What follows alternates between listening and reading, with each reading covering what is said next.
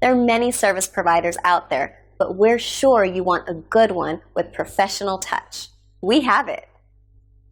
Hey, Miles here, milesbecker.com. This video gives you my exact 7-step process for great on-page SEO. This is kind of a video checklist for you in the world of SEO. We're going to jump on my computer and I'm going to go through each and every one of them to make sure you know exactly how to do on-page SEO perfectly every single time. Real quick before we jump on the computer, I want to know, is this your first SEO video of mine that you've seen? If this is the first SEO video of mine you've seen, put a yes in the comments real quick. If this is not and you've seen my other videos, please put no in the comments because I want to know where you're at so I know what kind of great content to create. On your way down there, hit the thumbs up, go ahead and subscribe if you haven't already. On that note, let's jump on the computer and get started. So again, this is a 7-step checklist for SEO. It's going to help you make sure that every post you published is perfectly optimized. Now, one of the first questions is, why is SEO important? And right here on the screen, you can see a screenshot from today from my wife's website in analytics. Now, you'll notice at the bottom, this is not her overall site numbers. This is only what has come in through Google, and this is a 9-year snapshot. It literally goes back to 9 years from today, and you can see that in total she has had 14,969,843 visits to her site from approximately, we can call that 10 million people, right? 9,773,444 people. So why did these people show up to her website? It's because she took time to craft great content and also to optimize the content for search engine optimization. One other note, you can see this graph is very, very heavily weighted from about 2014 on. To be honest, in 2013 and 2014, we were getting a very noteworthy amount of traffic. She just has a couple spikes up over 60,000, which is why the graph looks the way it looks. So it takes a few years to get this going, but when you get it working, whether we're traveling, whatever we're doing, right? We could be working, we could be traveling, we could be not working, and we still get traffic each and every day, upwards of 60,000 visits per day. So let's jump into it. Number one, keyword research. And I gotta say, just before we get really into the nuts and bolts, there's gonna be a lot of resources for you to go deeper on the steps that you're not doing yet, and those resources will be below in the description. Keyword research is the first one. I have a great playlist on keyword research. The one video I think you should absolutely watch, if you haven't, will pop up above my head in the video itself. You can click on that to watch, but the questions you wanna ask yourself are, have you found a low difficulty keyword phrase that has high search volume? If not, you're probably not going to rank quickly. So focus on the low difficulty, high search volume phrases. That's what that video I popped up above will show you. Is the keyword relevant to your audience? Some people are targeting keyword phrases that have great numbers, but it's not actually relevant to their audience. That's a big problem. Relevance is everything in the world of SEO. Google's always trying to help get better, or trying to get better at helping its users find the most relevant answer to the question or search query they enter. So are you putting out great relevant content? And finally, does the keyword have good search intent? I did a whole video on search intent that will definitely be in the description. There's different levels of intent behind search. There's people who are looking for just plain information. There's people who are looking to buy things. Depending on who you are, what your business is, what that page or post is designed to do, it needs to match the right intent of the keyword phrase. So study the keyword intent video if you haven't already, but if you know what that is, let's move on to number two. So number two is Google suggestions. Have you done a Google related search, right? Have you searched the keyword phrase on Google and found the related phrases that are at the bottom of the page? Have you looked at what is auto suggested on Google when you type in your main keyword phrase? Because those phrases that Google auto suggests for you and puts at the bottom of the search engine result page, those are the keyword phrases that Google think are highly, highly relevant. So is the content on page one when you search your keyword phrase relevant, and is it in alignment with what you think it is? You might find a keyword phrase that has great numbers and then you go search it on Google and it turns out it was a movie title and it has no relevance to you, and the whole first page of Google is Rotten Tomatoes and Netflix and all these movie-based things, and you didn't realize it was a movie title was the name of the keyword, and that's why it got all the search volume. Those are the things you're looking for. So you want to make sure that all your energy is focused on those kinds of keyword phrases that have great that have the right relevance and they have the right types of posts displaying that prove you're in the right place with your idea, your niche, your audience, etc. Number 3, the post length. So many people are like, Miles, how long does the post need to be? And I know it's a terrible answer to say it depends, but that's the truth. So here's how you find out exactly how many words your post needs to be to the T, because every post is different every time.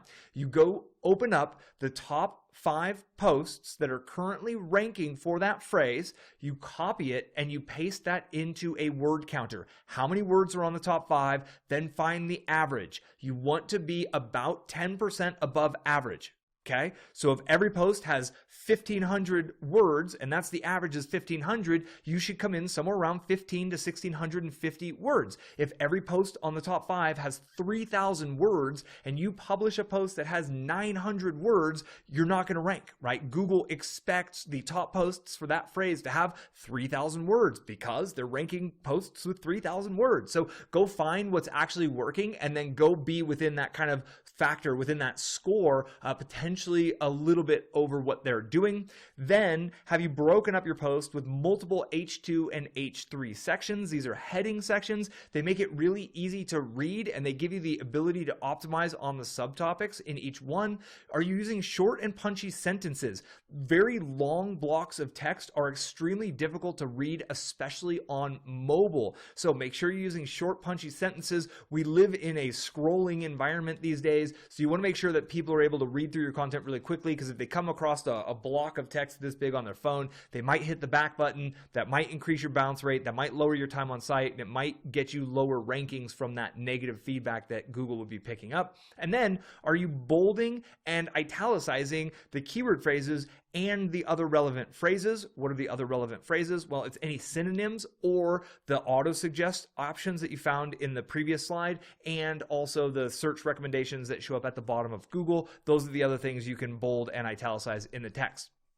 Next one, have you optimized your H2s through H4s? Now, I only say optimizing those ones. You need one H1, right? So do you have an H1 tag, which is a top heading tag on does your theme automatically put it on? If not, you need to manually add it, and it needs to have your main keyword in the H1. So you want to pay attention to that. Then for all your H2s to H4s, the best way to optimize them is shown in my Write SEO Content Fast video. I'll have it pop up above my head. It'll be in the description below, and it teaches you exactly how to structure content based on what Google gives you feedback on from slide 2, and then how to use that in the H2s and H3s and H4s to structure your content so it's really building the relevance for your main keyword phrase while getting all of those suggested keyword phrases inside of the H2, H3, and H4. So include Google's suggestions in these subheadings, the H2, H3, H4, and then also the autocomplete. Are they in those headings as well? Numero 5, we're on to optimizing the images. Have you compressed your images so they load quickly? I personally do this in Photoshop to make sure I'm compressing them so they load extremely fast. My goal is to have all of my images between 20 kilobytes and 50 kilobytes in size. Even really big images, I smash them down as much as I possibly can. If you don't use Photoshop, just Google for image compression. There's a few tools that you can use. You can just upload it, it compresses it, and it gives you another version of that. And then upload compressed versions of your images so they load quickly.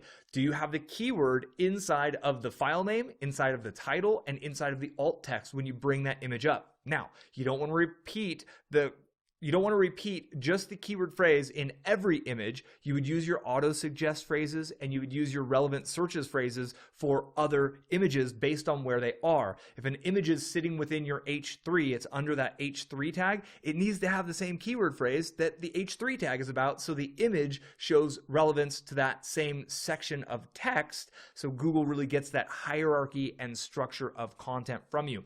Then, do you have a Pinterest image in there? 700 by 1100 that's shrunk down? Great, you need to. Did you pin that over to Pinterest? Have you claimed a business account on Pinterest so you can get a backlink from Pinterest every time you pin your image? You should habituate that process. It gives you a little head start on getting the word out about your post through the search engine spiders that are crawling Pinterest already. Number 6. The title, the description, and the URL itself. Is your main keyword or variation in the actual title of the post? I pretty much always put my main keyword in the title of the post. Is your main keyword or variation inside of the description? Oftentimes, I have my main keyword in the title and the description. I use Yoast to manage the title and description on my blog, but really you can do a variation of your main keyword inside of the description, but I would definitely focus on getting your main keyword inside of the title itself. And if you can, get that keyword up towards the front of the title, not at the very end of the title. That is better optimization. And then, is your title and is your description compelling? And when I say compelling, remember that when users search a keyword phrase, when they see your result on Google on the results page, they're looking at your title tag and your description tag. So that tag needs to, yes, include your keywords, but it really needs to compel that individual who's searching to click. So you're talking copywriting at this point, right? It needs to be good, kind of exciting, intriguing, curiosity-inducing content that's going to get a user to think, ooh, I want to see what that post is about. So it needs to be compelling content that is also search engine optimized. And then, is your keyword in the URL slug? So is it like, for example, milesbeckler.com/learn-SEO? That's the URL slug, learn-SEO, for my Learn SEO post. And the main keyword is Learn SEO. So you want to make sure you get the keyword in the URL slug as well. And then number 7 is internal and social linking. So does this post that you just created link out through the text itself to the other relevant posts on the topic? If not, you need to make sure you're including relevant links over to your other posts to build bridges from your current content that Google search engine spiders will kind of come crawl first to the other relevant posts about that same topic. It's how you build relevance, is through your own internal web of links. And then, do you have the other relevant posts linking to this post? Now, that's a really important one as well, because that's how you can help the search engine spiders find this post as they crawl your other sites, because those spiders come back to your site every day and they recrawl what they already found to see if there's any changes. And when they find a new link that takes them over to this new post, they're also going to crawl this post. And when they find 5 or 6 different links coming back to it, they're going to think, this is an authoritative post because it's got so many internal links pointing to it. I have a good friend who runs an SEO agency. He does a lot of testing on on-page stuff, and he says 2 internal links are equivalent to 1 external link of the same strength.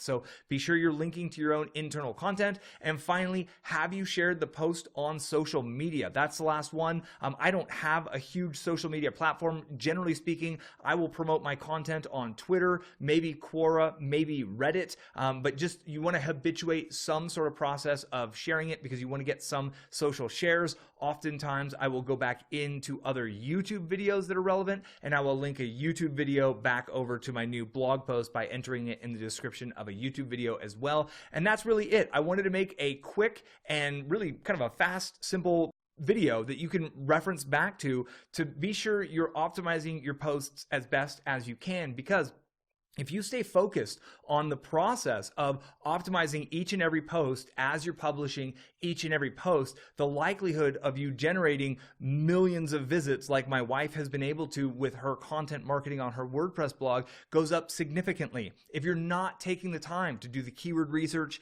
to do your SEO, how do you expect the search engines to find you and to know what your content is about? And if you're not titling it, and if you're not using the phrases that those exact searchers on Google are searching for, there's no way that Google's going to connect those dots for you. Google needs you to take the time to optimize your content and to do the keyword research so you can show and tell and prove to Google exactly what your topic is for that post based on this type of optimization. That way, when a user is searching for the answer that you wrote in your post, Google is able to see, aha, you have the most relevant post for that. Google is going to put you in the number 1 spot, and you will end up getting the lion's share of the traffic in that situation. I hope this has been helpful. If you've enjoyed this video, give me a thumbs up. If you haven't already, subscribe if you didn't already. Any questions, get at me in the comments below. I'm happy to answer your questions, and I thank you very much for your time. Look forward to connecting with you on the next video. Till then, be well. So, what are you waiting for? Take action now and enjoy your friends' compliments.